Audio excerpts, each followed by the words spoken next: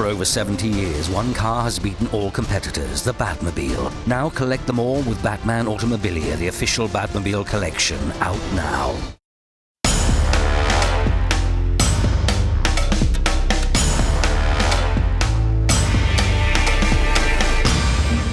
All right, what up, everybody? This is Kiel Phegley here on the CBR boat at San Diego Comic-Con 2014. It's early in the morning. I am still getting back from last night, but I'm excited to be here with some of the crew from iZombie, the new CW show. I got Rose McIver, Robert Buckley, Diane Ruggiero-Wright, two of the stars, one of these guys, producers and writers of the show. Guys, welcome. Thanks for coming out so early in the morning. Thank you for having us. Thank you for the bow tie. By the way, that was very modest. This isn't a boat. This is a yacht. This is a yacht. This is definitely a yacht. Yes. Well, I've been telling people, you know, Jonah, who runs the site, has been doing the boat for a few years now. And then a few years ago, fucking TV Guide got like a boat with a helicopter on the back and everything out there, and we were like, ugh, whatever. We were not impressed by that. Why, you don't like your helicopter that's right out of frame here? Right, exactly.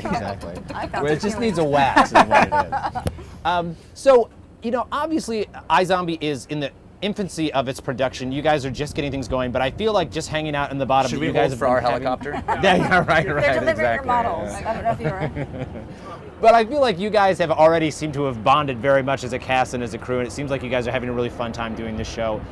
What is it like? I mean, the comic is very much, has some adventure elements, has some comedy elements, has some different stuff. I know the show's gonna be a little different, but what is the tone like, and what is the tone like, I guess, for you guys that you've been making the show on set?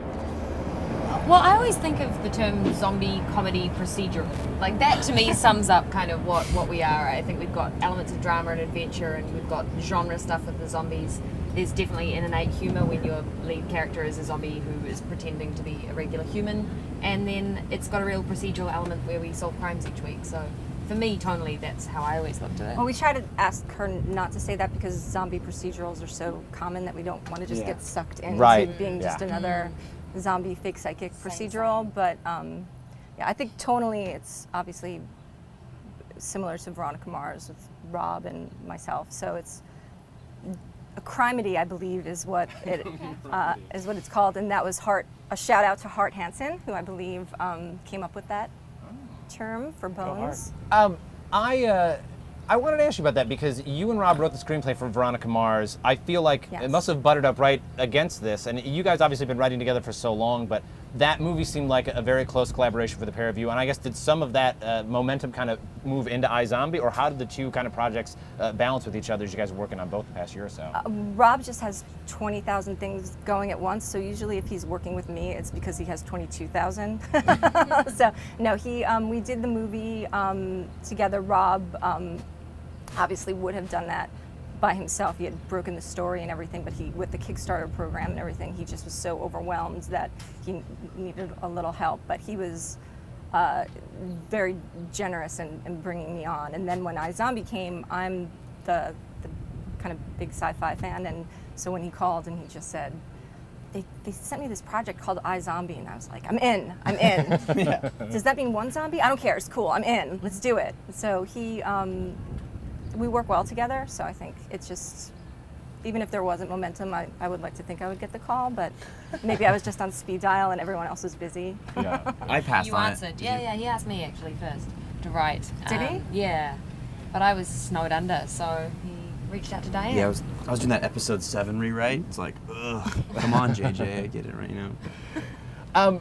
So Robert, tell me a little bit about your character, because all I know is that there's the name Major Lilywhite, and I was almost expecting on the boat to step out, you know, like a Patton-esque, you know, hard hat, helmet, cigar in the mouth, army person, but I don't know, what is Major Lilywhite? Is Major the name? Is Major the rank? What is your character all about? Because you are the blind spot in my knowledge of what's coming with the show. You know, I appreciate the fact that you were expecting like a gruff, tough guy, because I just got stuck on Lilywhite and was like, this guy for sure drinks with the pinky up. You know what I mean? He's the guy, he excuses himself after he burps. But no, it's not the case. Little backstory, the name is actually based on one of Rob Thomas's favorite college football players. And the hot guy from my high school. And the hot guy from Diane's high school. Hey, so Major, former, perhaps presently hot guy from Diane's high school. Thank you. Glad your name wasn't like Duncan. Sorry, all you Duncans. I pitched Major Pasty Ass, but then we cast you and it didn't work. Yeah, and you'd have to be like Major Mystic Tan Ass, and so, and that's too long with the hyphens. No, yeah. The hyphens. Okay, so Major Lilywhite, it was very important when the character broke and the trades that it was everyone. The one thing was like former collegiate football player. And like it takes place like 8 years after, like 5 years after college. I'm like, that's as arbitrary as being like the guy who didn't do his taxes 6 years ago. But apparently I played college football, and the main thing is that I've been dating Liv for 8 years, and we were engaged. And then recently, once she had her little zombie episode. It's not a phase. It's a phase. It's a fad. All right, we're gonna work it out. And now I've been put in that awkward friend zone, which, you know, as guys, just totally comfortable and enjoyable. So he's navigating those waters. So he's got some things that he's working through himself. That's good to know. Yeah, it's safe to say, you know, his therapist isn't going broke this month. Well, you know, one of the things I think is really interesting, particularly coming on the heels of a show like Veronica Mars, and it seems like there are so many shows, and really so many shows on the CW that are about teenagers and are about young people, and it seems like this show is more about people in that post-collegiate life after college in their mid-20s, which is like a different phase of life where you freak out about a whole bunch of shit.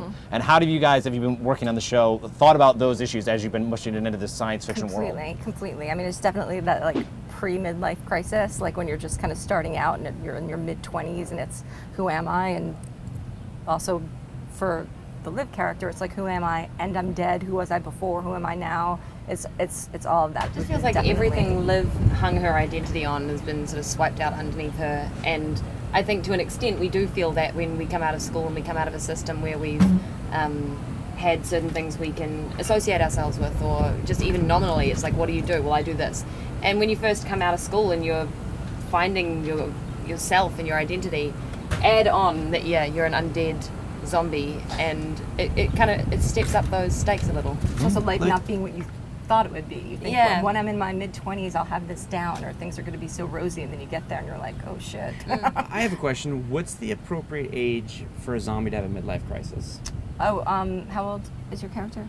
That's the appropriate age. Yes, how old are you? 25. Yes, 25, you are. dead on. Don't look a day over 23. I'm dead on. For a regular zombie, a midlife crisis would probably be like 70. But for... Oh, really? Because I think that the average zombie It's will just live, a pup, this one. No, I guess 25 seems right. The dawn years. Well, the last question I'd have to ask Rose, I have to ask you, because you know your face has been the face of the show, obviously, and there's been posters and stuff. I don't know if you've been into the convention. There are people wearing you as bags on their back all over the convention right now. But there's this great shot of you eating the brains and the noodles with the chopsticks, and I want to know, what do the brains taste like? The brains, so far we haven't really got a recipe that I'm 100% behind. We've got like fondant and cake icing kind of brain versions. We've also got a soy protein one that's really salty. And we have a lot of spit buckets, and that's been the go-to. So I haven't adopted that as any meal in my own life yet. All right.